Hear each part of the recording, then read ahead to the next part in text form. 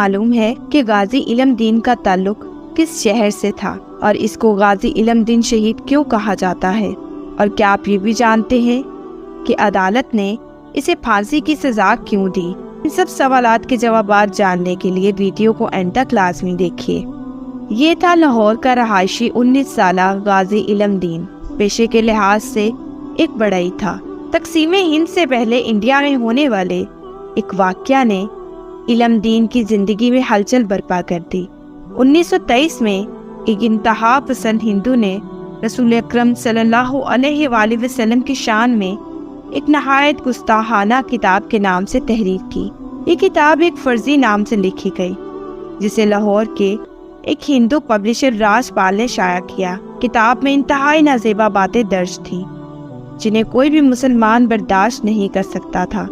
کتاب کی اشاعت سے پورے برصغیر کے مسلمانوں میں